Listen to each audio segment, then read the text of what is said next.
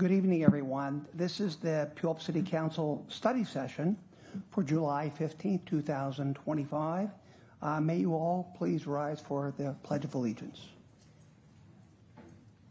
I pledge allegiance to the flag of the United States of America and to the republic for which it stands, one nation, under God, indivisible, with liberty and justice for all.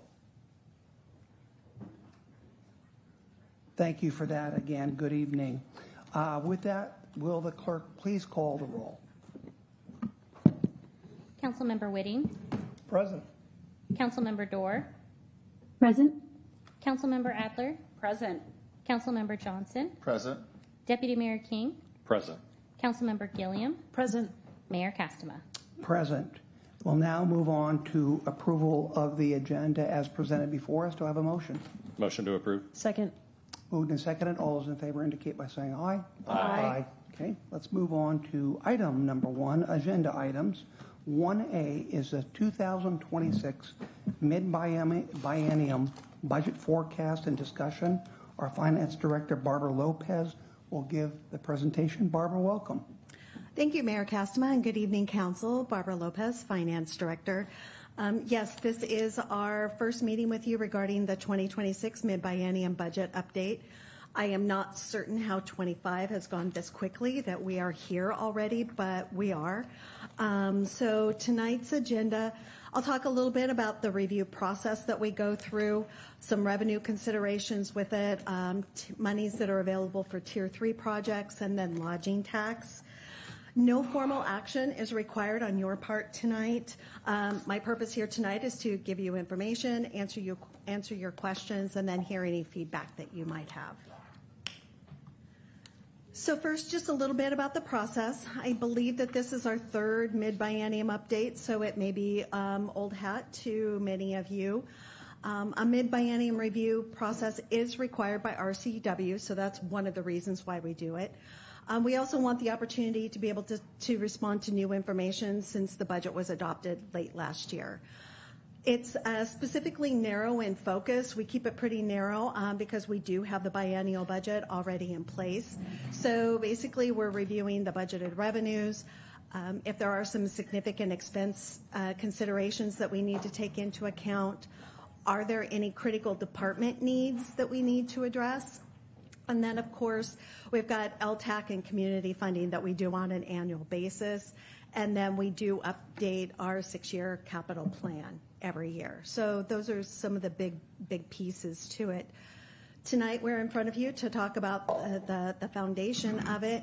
On the right-hand side of the screen are some of the key dates. One thing that I wanted to point out is that there are 2 dates listed for first and second readings. The actual date will depend on what comes out of the budget study sessions. There's a week turnaround time for October 21st. So if not much comes out of the study session and we're able to get all the paperwork in place for the 21st, we could do it that night, or we could wait until the 18th. So it really is predicated on that. So, Barbara, before you proceed, just so that everyone is aware, council members and the public, at one time the city of Puyallup, not very long ago, did their budget every year. So it was a process that would occupy sometimes 3, 4, 5 days in a row meetings. It was a multi-month long process for us to go through, a very laborious process and necessary for the budget. However, and I believe, how many years ago was it that we adopted the biennial budget? Our first one was the 21-22 biennial budget. At that time, we decided to do what the state legislature, frankly, does. They have a biennial budget. And that means you budget every 2 years. You go through the entire exhaustive process, weeding through all the different programs to come up for a budget. And then in between those 2 years, on the off year, you have a mid-biennial review. And you go through that and you see if things have changed, revenue has changed, and you make minor adjustments, again, if necessary. But the idea is you only go through the very monumental budget process every 2 years. So we decided that this would be a far more efficient way for us to operate as a city. So far, I think it's working very well, but we're in that mid-biennial review at this point. Keep in mind when we do the main budgeting, it's a far more exhaustive process. So this is kind of relatively new to the city of Puyallup, but I take it as a good financial advancement. So with that, Barbara, please proceed. Thank you. So the first topic up is the property tax levy. So we can only do the property tax levy, one levy at a time. So we will be working with Pierce County on that. Over on the right-hand side where it's got the 26 forecast, these are estimated numbers for assessed valuation and what the levy would be. That forecast for the levy itself is essentially what our 2025 levy is, plus it includes our 1% allowable increase and then about 0.5% for new construction to come up with the 11,387 that would be the forecasted levy. We do expect Pierce County Assessor Treasurer's Office to get us our preliminary property tax levy information sometime in September. So obviously this will be refined and we will be coming back to you in the actual budget adjustment document that we bring to you with a little bit more information and much more detailed information about that. The other thing that I wanted to talk about was sales tax, and actually 2025 is looking a little bit better than 23 and 24. So a couple of different graphs here. On the right-hand or on the left-hand side, you can see by month for the last 3 or 4 years how much we've collected in sales tax. The blue line is 2022, and as you can see, we are still mostly under that blue line. So while 2025 is looking better so far this year, we are still, and we're better than 23 and 24 levels, we are still behind where we were at in 2022. So on the right-hand side, as it shows the collections through June, that is the last month that we have available. Again, the blue is 2022, and for the most part, it's like, you know, that was a really great year. 25 again is doing a bit better, especially if you notice in construction. Construction has come back a fair amount since 23 and 24. So overall, it's positive news, which is pretty welcome at this point. However, I do still think that it's prudent to be cautious about the future. You know, there's quite a few unknowns out there still. So I don't want to go say that by the end of the year we're still going to be that 5.4% higher than we are right now. But it is 6 months of good news that I'm going to go with that and be happy with that. So what does this mean for our revenue recommendations? Most revenues are coming in as planned and will stay. I am not recommending any budget changes to those. However, for property tax and sales tax, I'd like to move some from sales tax and put it under property tax. So with property tax, our 2026 adopted budget is just over $11 million. However, we're estimating the levy to be almost 11.4. What happened with that actually happened with this 2025 levy, where the Pierce County Assessor Treasurer actually made significant adjustments to our levy. It's automatically under the administrative refunds, but that happened late enough in the 2020 in the budget development cycle that we weren't able to adjust the revenue budget to go along with it. So this is basically just adjusting the revenue side to match what the levy is expected to be, and that is per the budget stability policy that we would budget that at what the expected levy is. Then on the sales tax, I'll walk through this one just a little bit more. So the 26 adopted budget is about $28.4 million. However, projected revenues for this year are 27.3. That's a $1,000,001 difference. It's like a 4% difference between those two, so it would be a 4% increase if we were to attain that adopted budget. However, that feels overly optimistic given the continued economic uncertainty, and it's not entirely consistent with the budget stability policy either. So my recommendation there is to actually decrease the sales tax budget by $325,000. What that does is it brings it in very, very consistent with the budget stability policy. The budget stability policy would say to take the lesser of the last 2 full years and then add a 3% increase for each year. So 24 is our lesser of those 2 years. And if we applied the 3%, that would be right at $28 million.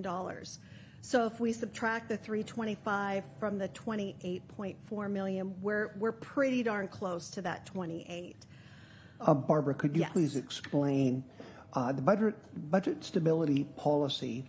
Again, you explained it as you looked to your last 2 years, and you would, in this case, you would see the least revenue that you get Yes. from a year, and you expect that moving forward, not the most rosy, but Not instead the most rosy. the least, the lowest.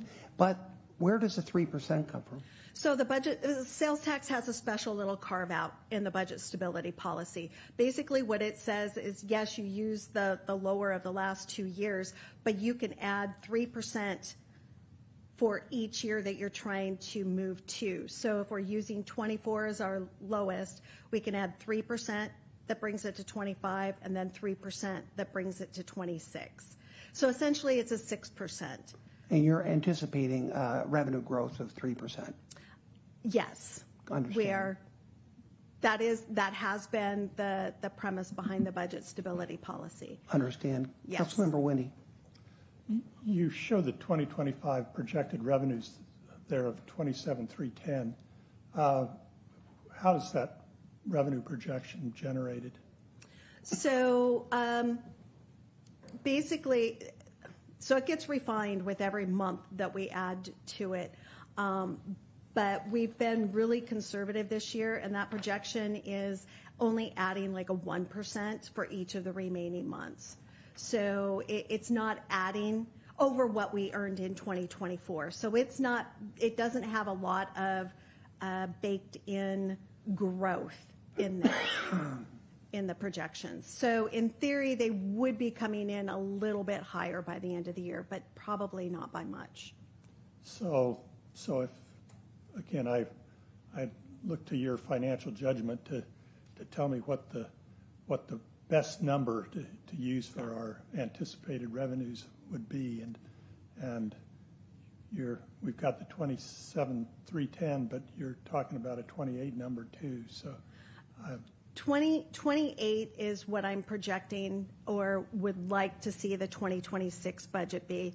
The 27.3, if you compare that, the 27.3 million to the 28 for 26 that I'm recommending, that's like a 2.7% increase. So it kind of follows along with the conservative approach of the budget stability policy still. So it still has some growth factored in there, but we're tempering it a little bit because there's just so much uncertainty out there still.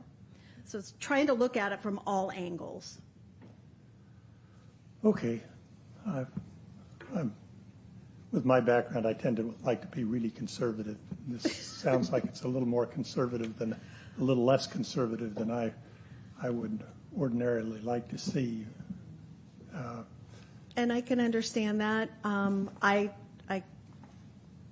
I think some of those thoughts as well. The more that we reduce it, though, the more we have to figure out what we're cutting out, because then that kind of impacts the bottom line too. And we have been really resilient in being able to, if revenues aren't coming in quite as planned, departments have been really great about only spending what they have to spend. And so if we've got some expense savings in there too, that always helps us with the gap. Yeah, understood. Yes. We can delay some of that spending. And we haven't had to do that the last couple of years, but that is always in the back pocket to be able to do that. Yeah, and so looking back at the revenue slide, the you mentioned construction's looking really good, and professional services are up a little doing bit well. as well. But that retail trade is definitely concerning. I know some of that's auto. How are the big box stores doing? So if you're talking about like the warehouse, the clubs and the superstores and things like that, they're doing pretty well.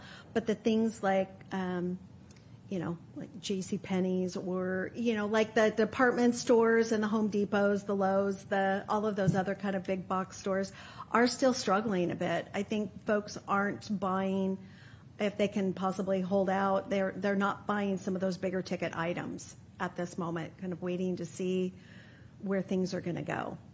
And that's consistent with what I've seen as far as like consumer confidence goes, publications on that. People just aren't buying as many of the big things right now. Okay, thank you.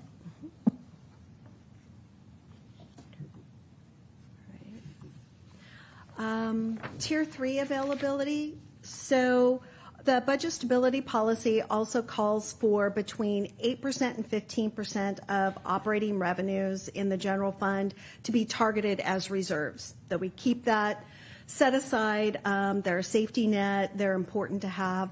So the biennium ending 12/31/2024, we actually had reserves in excess of what the maximum is stated to be by $2.6 million.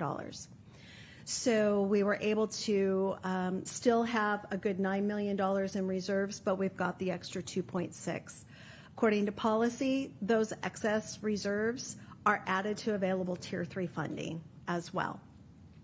So what you'll see over on the right-hand side is a calculation of what is available to you for Tier 3 spending, and I'm estimating $3.7 million.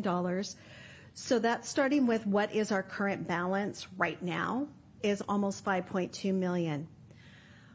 When I was talking with council about ARPA monies, I believe it was last year, we were trying to get the last of our things,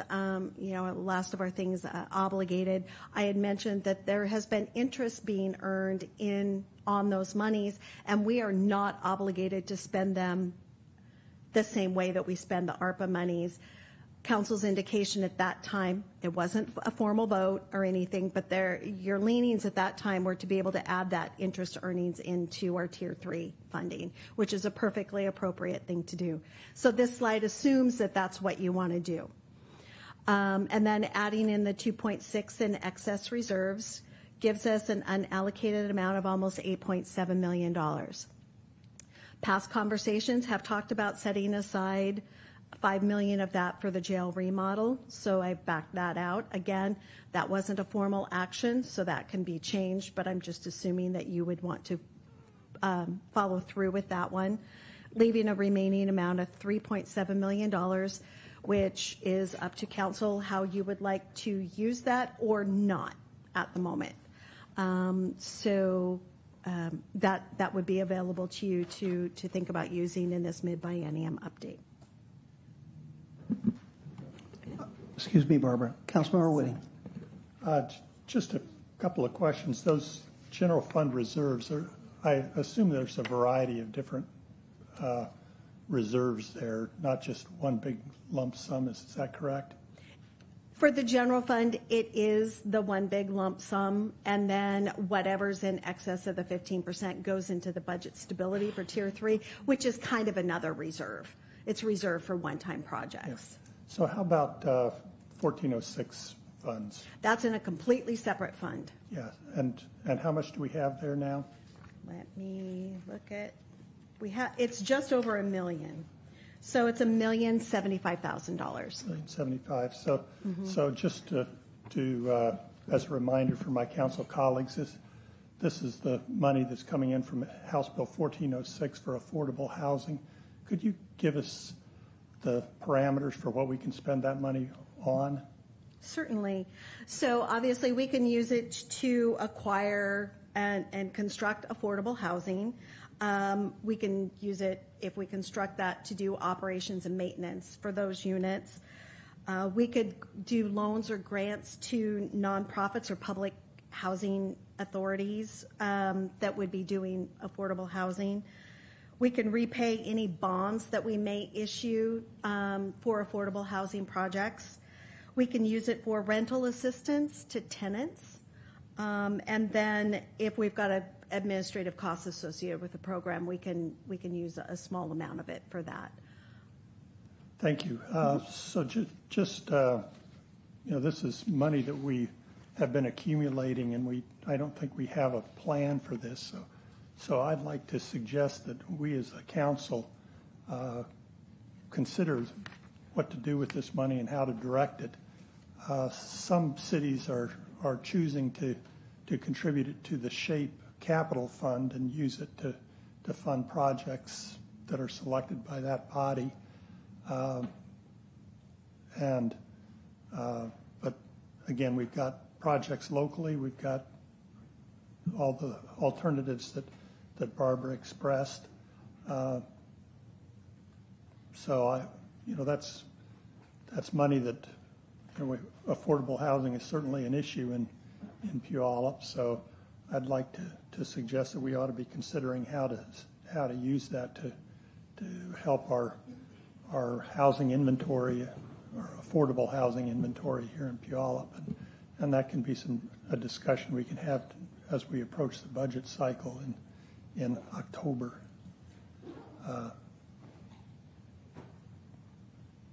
Thank you.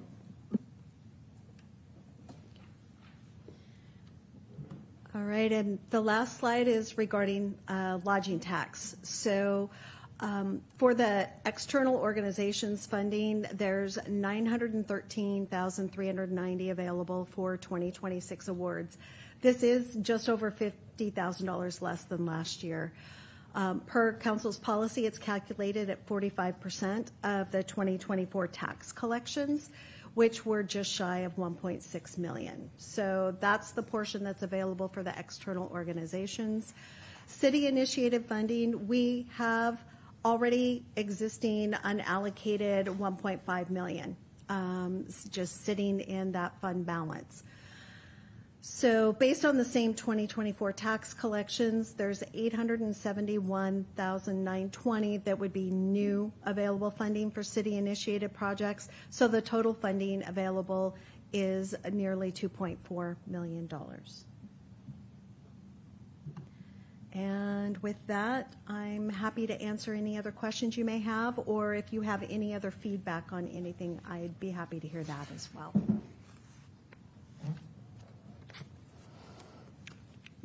Barbara, could you please outline next steps regarding this presentation, what we do?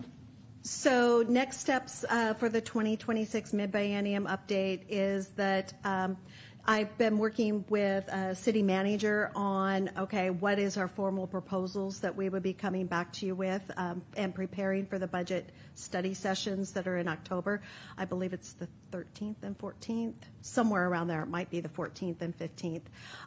Heather Gregerson, our budget analyst, will be helping to prepare all of those things. So we'll be bringing you back that proposal. You could expect to see that document from us by October 6th so that you've got time to peruse it.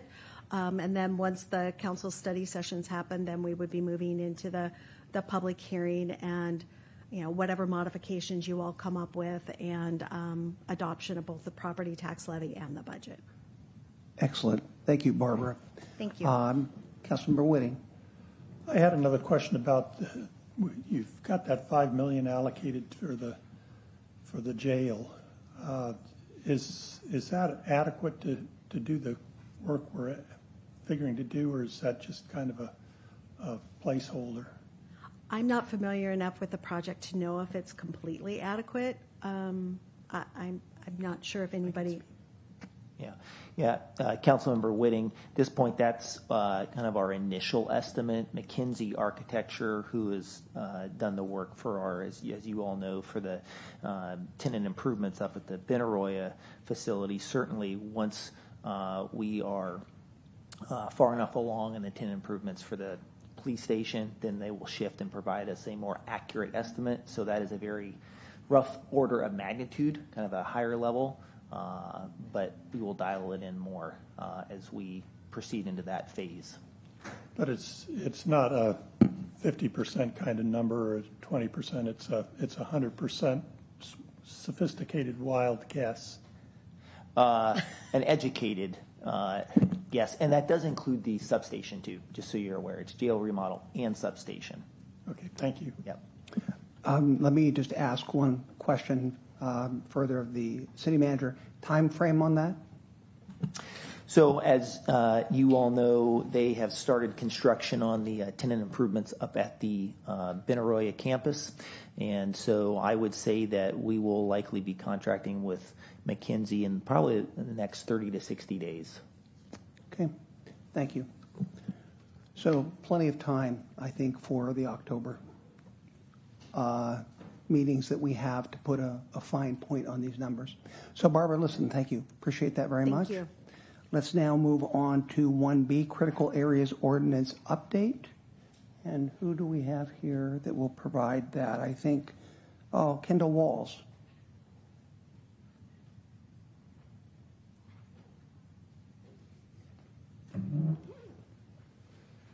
Good evening.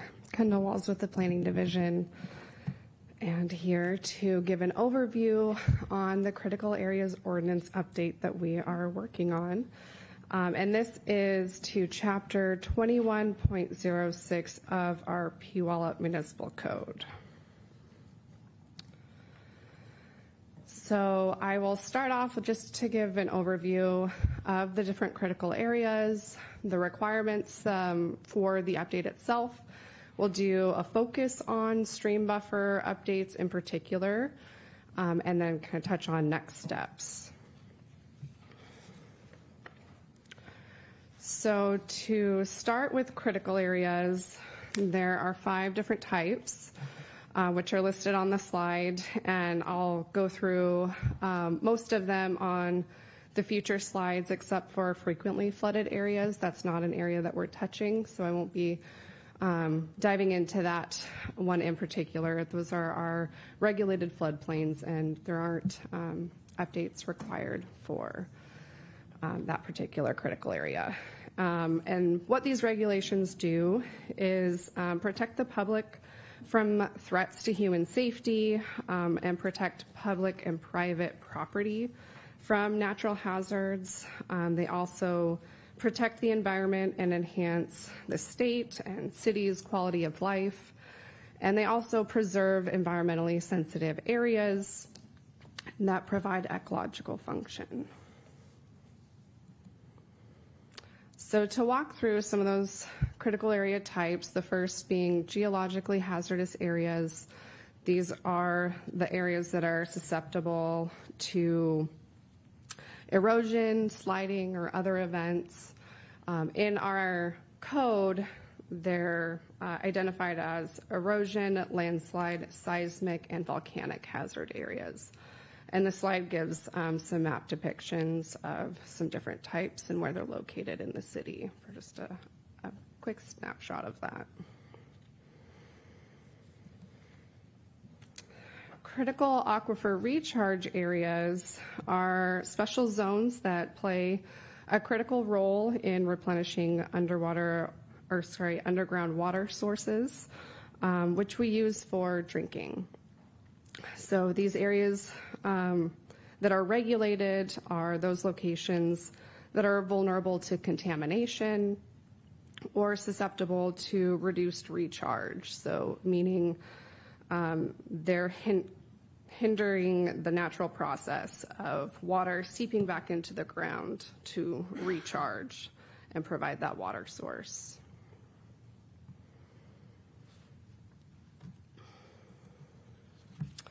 Wetlands are those areas that are inundated or saturated by surface water or groundwater, and they typically support a certain type of vegetation.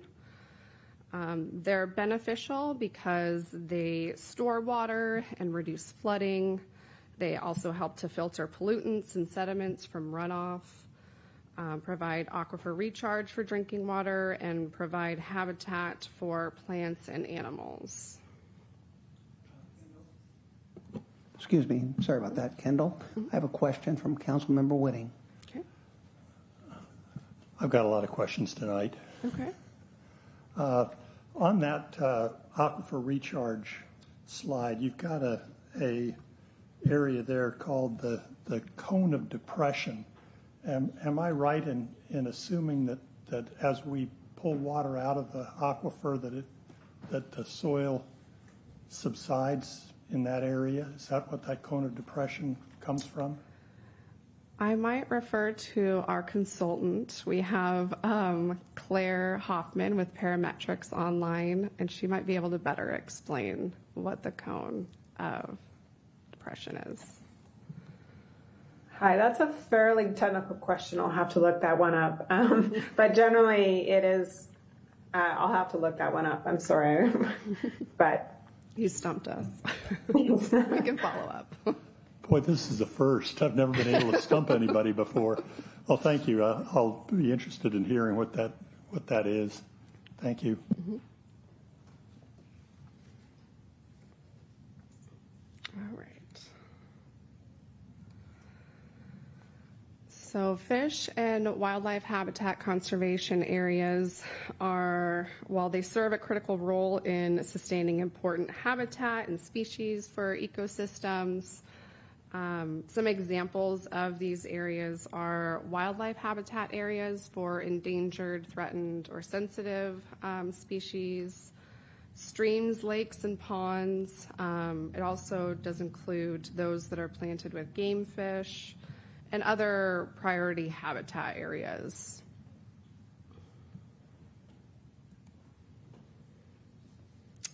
Now to touch on the code update itself. The State Growth Management Act requires jurisdictions to update their critical areas regulations alongside their comp plan periodic updates. So that's why we are updating it. We're also required to update it to be based on best available science and to also consider conservation and protection of salmon. And another reason for the update is we haven't done a major update of our critical area ordinance since 2006. We have done some incremental updates over time, but this is more of a major update to the whole chapter itself, which will help for dealing with inconsistencies and that type of thing. And this update is required to be complete by the end of this year.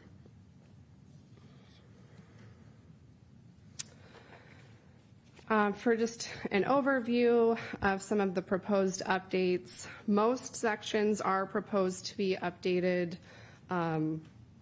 primarily because of the reason we haven't done a major update to our critical area code, but just also to make sure that our procedural standards and definitions are updated and dealing with any of those internal inconsistencies, and then also addressing updates that are needed for each of those critical areas and the requirements for protecting them.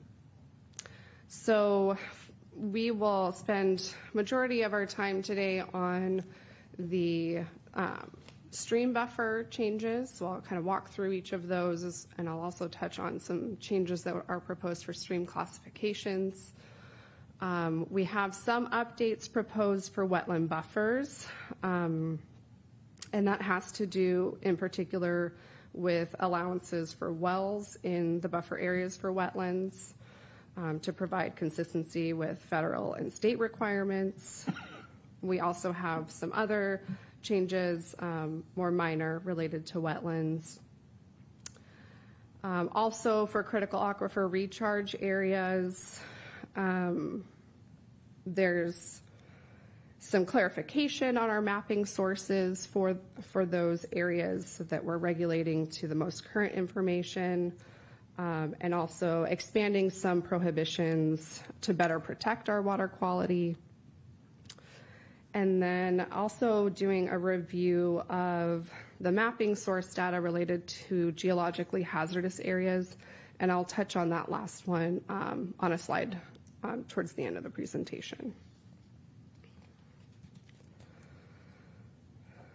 So to dive into the changes related to stream buffers, it is largely related to the Washington Department of Fish and Wildlife's riparian management zone recommendations. So the riparian zone is the area close to the stream containing smaller types of vegetation. Upland from the stream is more forested. And this area provides riparian function, which includes pollution removal. It catches stormwater runoff and cleans it before it goes into the stream.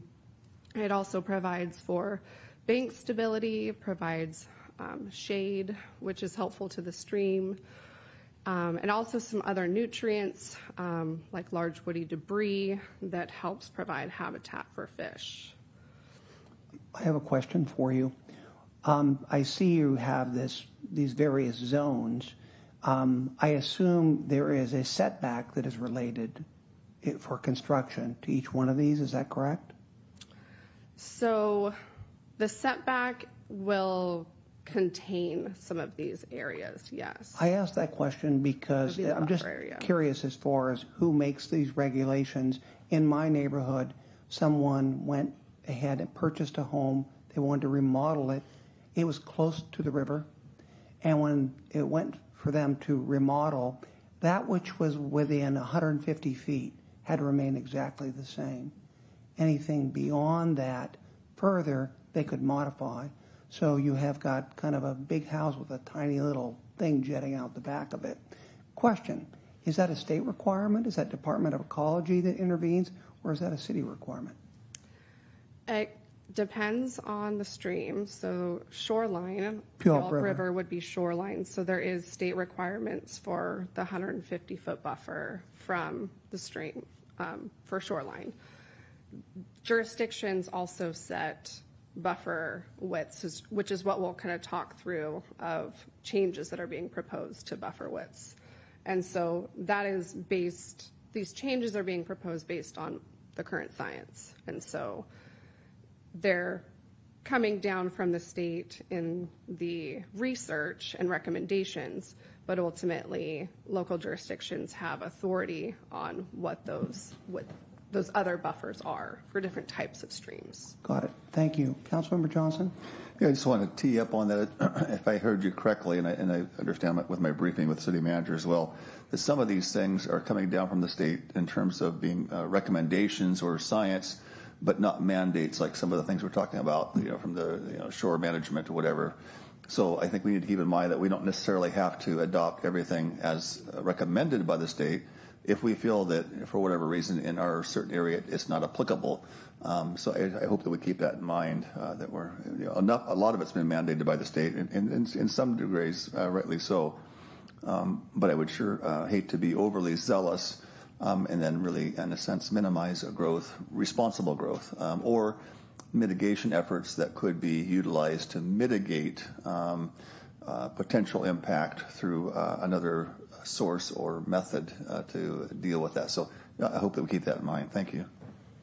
Yeah, and I will touch on that in the presentation of the hybrid approach that staff has brought forward. So to kind of wrap up on just the riparian management zone and the concept of it, the riparian management zone is based on what's called site potential tree height. And this evaluates the type of tree that could grow in that area based on the local ecology. So that's looking at soil types and other information and determining the type of tree that it could support. And then based on that tree species, the height that it could be at 200 years old. And then if that tree were to fall, so that's what this diagram is showing, is that tree were to fall, that is then what's determining this buffer width area, is the height of the tree. So WDFW mapped site potential tree height throughout the state and is recommending that be applied to streams. And so that's what we considered. We looked through that information and thought about how does that apply in the city of Puyallup. And what we're presenting is more of a hybrid approach. We want to recognize that the city is more of an urban environment. We already have a lot of area that's been built out. So how do we deal with these buffers along streams in the city?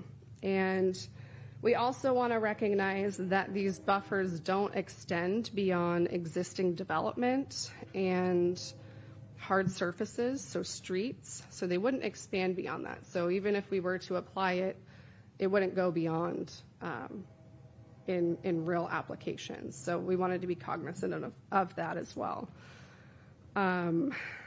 The first, just to touch on the stream classifications, that's what this table is showing here on this slide.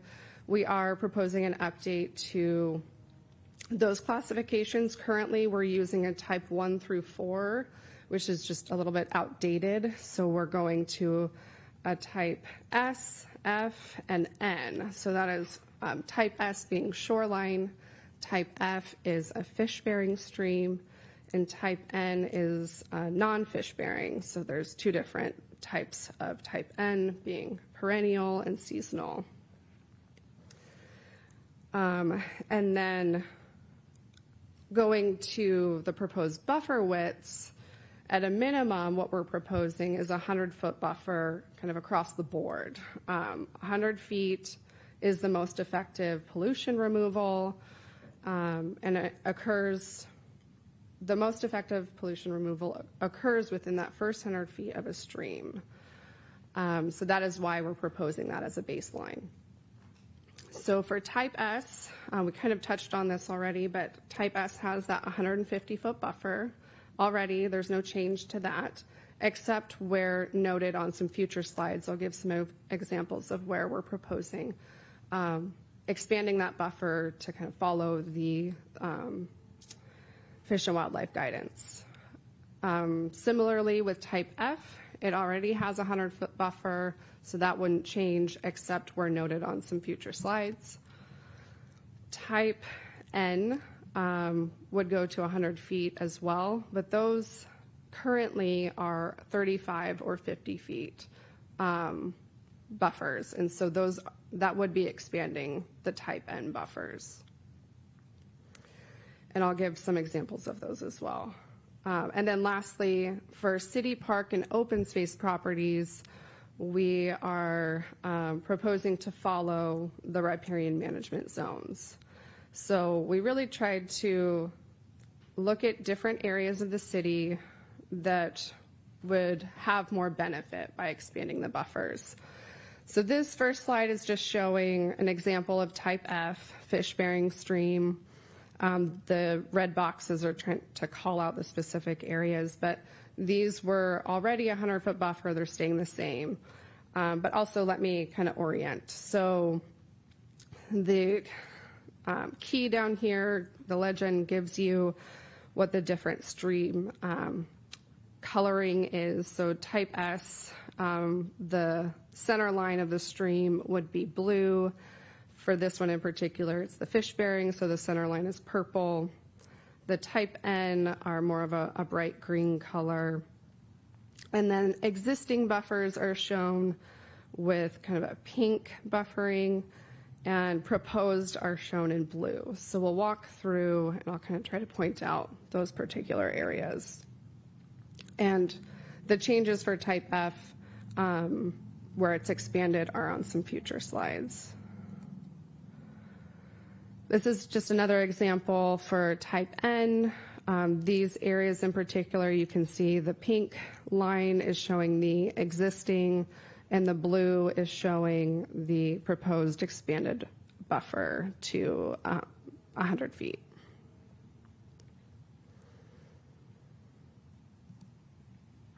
For Clark's Creek, this is one that part of the creek is considered shoreline. It's regulated as shoreline. So that's the blue portion here. And it is proposed to have an expanded buffer on the west bank from 12th Avenue Southwest north to the city boundary. And so that's proposed to have a 225-foot buffer. So you can see this blue outline here showing that expanded buffer. I also want to note that with these site potential tree height buffering measurements, they vary along streams. So in our approach, we are proposing an average of those buffer widths so that it's not changing along the same stream to make it easier for application for both staff, but also property owners and applicants. But it will end up with some numbers like 231 for the next one that I'll talk about, not a round number. Kendall, I have a question. I don't know if you're going to be able to answer it or not, but in that area that you just mentioned, that kind of a blue buffer to the west, Over here. The WSU Research Extension Center will be adding, there's a very high likelihood that they'll be adding a hatchery in that area. Are any of these regulations, will that serve as an impediment to them doing that? That I don't know the direct answer Yep. to, but that's something that we can look into. Yeah, please do. I want to make sure that that's not the case. Okay.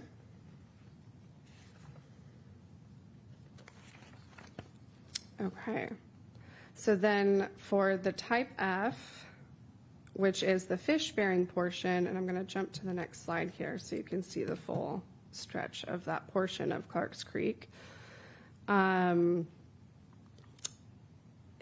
So south of Maplewood Springs to the stream headwaters is proposed to have an expanded buffer of 231 feet, again, being the average of the site potential tree height. So again, you can see that blue portion is showing that expanded buffer for this area.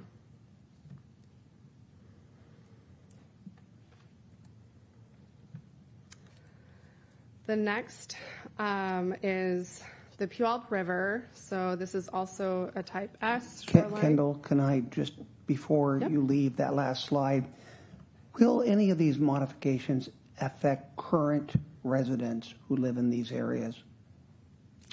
Not from allowing the existing to continue. But any modifications would be subject to what? If they wanted to expand within the buffer, then it would, I think, impact the development. But if they were just doing maintenance, that's allowed to occur. Okay. All right. Thank you. Oh, Councilmember Johnson. Yeah, I have some concerns about this. I'd like to dig into this a little more. You know, we're talking about some of the infill and existing places along some of these areas are certainly fine and quote, grandfathered in, but I'm concerned that some of the ADU, would that trigger, if you're along some of these buffers, would that ban or eliminate any of these ADUs next to some of these properties where you're at this 100-foot buffer? There would be limits to development within the buffer. I mean, some lots are hardly even 100 foot wide on some of these, you know. It would be a lot. I'd like to look into this a little more. I want to make sure we're real careful and wanting to protect, you know, habitat, but not wanting to limit, you know, higher density that is reasonable, even if there was some mitigation, you know, methods put in that would minimize the impact, if any, within those buffers and provide some option. Hey, listen, we know we're in the 100-foot buffer, but gosh, if we did X, Y, and Z and mitigated that, there should maybe be some allowances. So I'd love to look into that a little more. We are looking at some options for modifying the buffer if there's, you know, maybe some more improvements along the stream and that type of thing. That we are working on some draft code language to take back to the Planning Commission at their hearing. So we are looking at some options, and we can talk more about that if you'd like. Yeah, because some of these areas have sewer, you know, stormwater, you know, great plantings of trees and shade and buffer, and then, but yet there's still some open space for potential, you know, infill. And it's kind of like, well, wait a minute here. If there's structures and infrastructure in place, and it can be proven to be routed and minimize to any impact upon that? Why would we, kind of blanket that? So I would hope that there's some latitude on here, and not just kind of a broad brush that would, eliminate. As Mayor put it well when he first came on board, and I've certainly, learned to kind of make it my mantra again. Good intention, but unintended consequences, right? And so certainly I'd like to study this some more personally, and perhaps Councilmember Whitting might have some added things on this too. I'll wait to hear what he has to say. Thank you. Councilmember Whitting. Yeah, I have some of the same concerns that have been expressed, and these are great slides, but it'd be helpful to see where structures are located. So would it be possible to have the expanded buffers shown in relation to structures? We can work on that, yes. We can overlay that to, either a satellite image, or we also have other mapping data that will show existing structures. Yeah, that'd be really helpful. Thank you. Okay. So for the Puyallup River, this is shoreline. So for this portion of the Puyallup River, so east of 512, within city limits, is proposed to have an expanded buffer from the 150-foot buffer to 202 feet. And so you can see that expanded buffer again in blue along the river.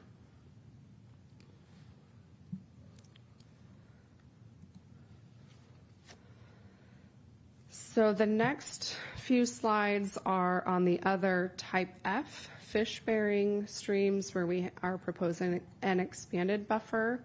So this is Woodland Creek, this stream here along the edge here, and it is proposed to have a buffer of 182 feet.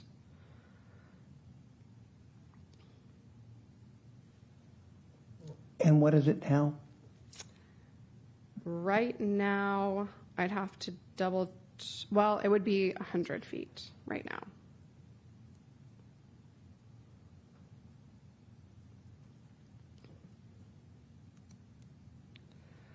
And then Wildwood Creek, from 12th Avenue Southeast to 23rd Street Southeast would have the expanded buffer of 218 feet.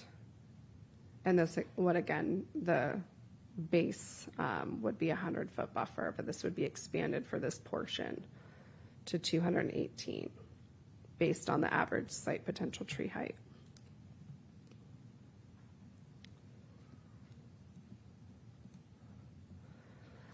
And then Meeker Creek, east of 512 and south of 15th Street Southeast to the stream headwaters is proposed to go to 231 feet,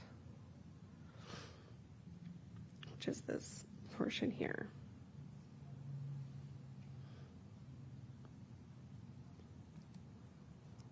And then lastly, for an example of application of the riparian management zones within city park and open space properties. They're shown here again with that blue buffering, but you can see how it's expanded in these areas that are city-owned parks areas. Kendall, just to remind those who are watching this, and also remind us, you are taking the current setbacks and you say you are applying best available science. Is that how you're coming up with these numbers? Correct. Okay. So you go from 100 to 182, other circumstances you go up to 230, whatever Right. the number is. And that's based on, it's called the site potential tree height, so it's based on the tree species that area would support. And what we are proposing is to do an averaging of what those buffers are along the streams. I understand. Councilmember Johnson. Thank you, Mayor. This slide that you're showing me, Kendall, is these buffers determining by trees or by development buffers? These are based on the site potential tree height, so it's based on the tree science. Okay. Based on tree science, you're saying that development couldn't occur because of the tree science being applied to this area. The buffers are now increased. Is that right? It would increase the buffer to protect the streams. Yes, Yeah. it would And push development further away from and it. where was that one where you said it was 200 feet? Is that along Silver Creek, or where was that? There is a portion here along Silver Creek in the city property. City property. Okay. The city park where it would be expanded. Okay. And then outside of city park, is that a 100-foot buffer the rest of the way heading north on Silver Creek towards Meeker? For Silver Creek, yes, I believe. That's 100 And then there foot. is some other, you can kind of see some other expansion here where there's city properties. Right. Okay. Interesting. Is this and then along Meeker Creek, is that also a 100-foot buffer? Is that what you're saying? Is that 100 foot on each side, or is that located in the center? So 50 feet on each side. So When you consider a it's buffer from the center. From the center. So if on you lived either on side. if you lived on one side, it would be 50 feet from the stream, not 100 feet No, from the stream. it would be 100 feet. So it's 100 foot on each side. Correct. It's 200 feet across. Correct. That's a big buffer, in my opinion, all the way down the pike. And for such a small stream, too. This is not even as big as Clark's Creek. It is fish bearing, you're correct, but it's a very minimal. And so is Silver Creek. Silver Creek's oftentimes almost dry. There's some, movement, but it's really not that big. And Meeker's a little better than Clark's is bigger. I believe those are the existing buffers. So we're just proposing expansion. But I'm even saying the within existing buffers are big. And are those existing buffers based off of state mandate or off of city? They'd be similarly based on prior science and then city. But city adopted adoption, or yes. okay, so it's not. So the state didn't mandate this like we're talking about the one along River Road, correct? Correct. So that could be modified if it was felt unreasonable, if the city's council wanted to. We would probably need to analyze it to make sure that it would meet the requirements. Sure. Yes. Okay. Are there any occurrences where, again, you have just kind of this swath coming through where a closer look realizes, hey, this may be a little bit overly done? Is there any precedents that other jurisdictions have come along with to show, hey, listen, the impact is pretty minimal, the development's already pretty protected, and therefore, the risk is pretty low. Is there any precedence for that kind of adjustment? For reducing it? Is that what Yes. you're asking? I don't know if there's precedent for reducing existing buffers. Okay. If there's no precedent for reducing, is there any precedent for mitigation to say, hey, typically this is not going to fit in this particular area, but if we mitigate it by doing something over here or flowing it here, are there mitigation options that would allow some development within some of these areas if it made sense? So we do have some buffer modification allowances, and that's something that we've talked about with the Planning Commission of having some other buffer averaging allowances. I don't know, Claire, if you're able to speak on those potential changes that we'll be proposing. Yeah, and I also wanted to point out that your existing code does allow for mitigation through your permitting process. So it is not an outright prohibition to do work. So there is kind of exceptions, for example, and like in the outer, you can do X, Y, and Z in the outer 75% if you do, plant a bunch of trees in a different spot or something like that. Right. Yeah. The other thing I wanted to point out, like Meeker Creek along 10th Avenue there, imagine that with out, the buffer ends at that paved surface. So where, I can't tell at the scale, but it looks like the stream is on the south side of the road. So that buffer does not cross 10th Avenue Southwest. There'd be no buffer on that other side. So that's kind of at this high level scale of showing you the whole city. As to when council member spoke to earlier, you can't really see where those areas are not, that there isn't really a buffer. So that the purple buffer there is your existing buffer. And like Kendall said, we are considering an additional option that the shoreline or your planning commission brought up to kind of make the code for streams actually more similar to what the mitigation options are that you already have for wetland buffers. And so just to have them being more similar, have basically the same options. Thank you. That helps a little bit. I would like to see provisions put in on a case-by-case basis with the buffer existing, but as it gets closer to potential development, that a case could be made that if some mitigation efforts were put in, the impact upon that body of water would be minimal to none, and therefore not squelching infill and development in a responsible way. So I hope that the Planning Commission staff helps with some allowances there that would, I think, generate responsible development. Thank you.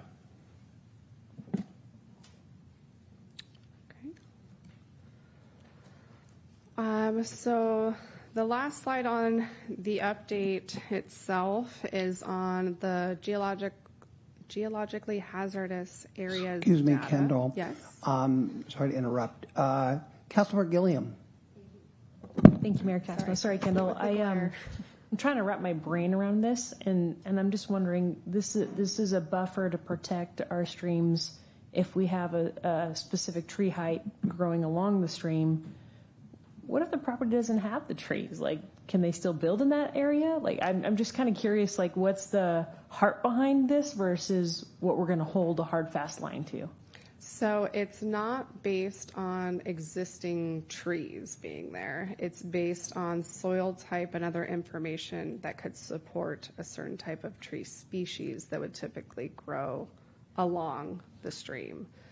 And I don't know if Claire, if you maybe you might be able to better explain this. Yeah, I'll explain it. The site potential tree height is the Washington State Department of Fish and Wildlife's strategy for determining what an appropriate buffer would be. And they used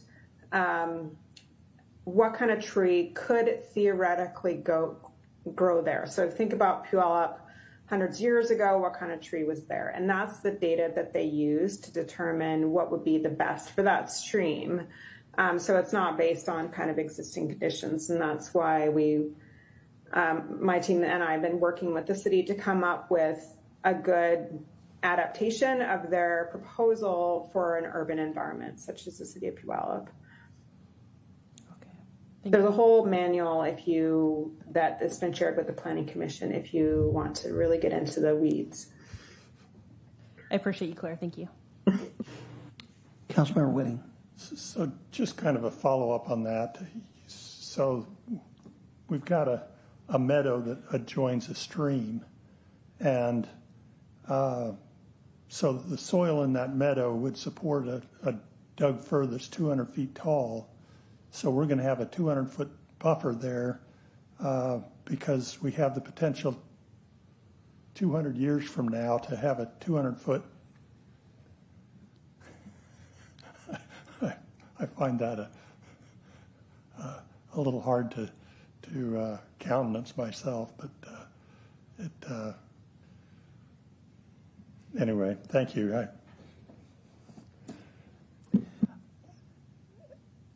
You can go ahead and proceed on this one. I got a little bit of a head scratcher too.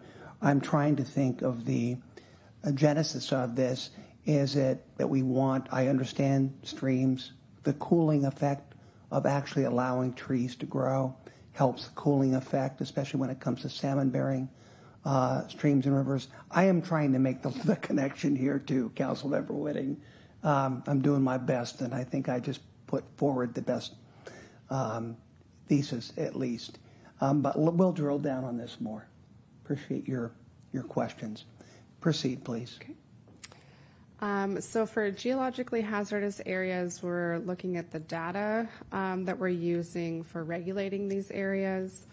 Currently, so this map, I apologize, is kind of hard to read, but this outer perimeter that's more of kind of a salmon color is our existing volcanic hazard area, and the darker color, kind of maroon, is the 2022 USGS modeling data. So it actually shows a slightly reduced buffer for the city in this area. And so this is just kind of showing how those overlay, and we are in discussions with USGS on what is the best data we should be using for regulating these volcanic hazard areas. And so we may be coming forward with a recommendation that we use the modeling data as part of the code update. So this would be forthcoming, but we wanted to make you aware.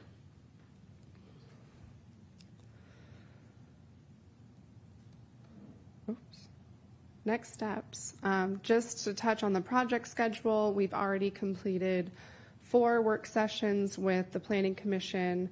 We're scheduled to do a public hearing with Planning Commission on August 13th, and then we will bring their recommendation to Council this fall for your final review and adoption. And that's all I have for a presentation. Okay, thank you. A lot of questions. Oh, Councilmember Johnson, is that? It's a new one. It's Proceed. a new one. Yeah, thank you, Mr. Mayor. Yeah, I'm going to join the course of wanting to drill down with some of my colleagues and with staff to kind of, find out how much we want to adopt some of the recommendations and how much we may want to gratefully pass on. I guess I'm just throwing this out there. It's kind of somewhat, maybe not tongue-in-cheek, but it's a little bit. I'm trying to look through the lens of a private citizen now, not a elected official or a bureaucrat. But as good intention protections are put in place by government entities, whether it be state or city or county, that intensely limits or even prevents development in someone's property that's responsible, I would sure hope that the taxes on that property could be adjusted if you cannot develop them in a way because it's, quote, you now all of a sudden they've changed the bar, now buffers are here and you can't develop your property, but they're still taxing you like a piece of parcel it's not in that buffer is being assessed. I hope there's some provisions put in that would at least give the property owner a break financially if they can't develop their property. But it's limited because of these things.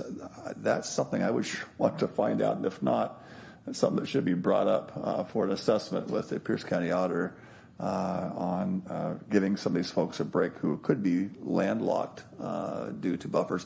And again, even if they wanted to do it, let's just say that the homeowner said, I'm happy to provide that buffer. Well, there should be, some fairness and equity of, parcels that are in that cannot be developed because of wanting to preserve that. And then parcels, two parcels over, same size lot is taxed at the same rate on that. I hope there's some adjustments on that. So I don't know if there's an answer to that comment or if it just raises the question, or maybe it's just me venting common sense that needs to be vented until some action takes place. But that's what comes to my mind as a potential concern for homeowners who might be affected by this financially. Thank you. Councilmember Adler. Thank you, Mr. Mayor.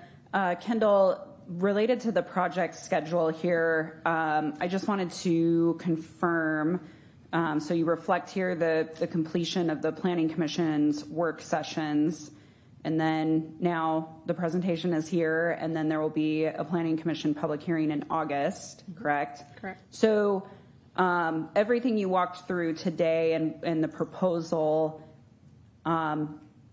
obviously was worked on by the Planning Commission and is a appropriate characterization to say that the Planning Commission supports what you just walked through? I think that there are some concerns from some planning commissioners.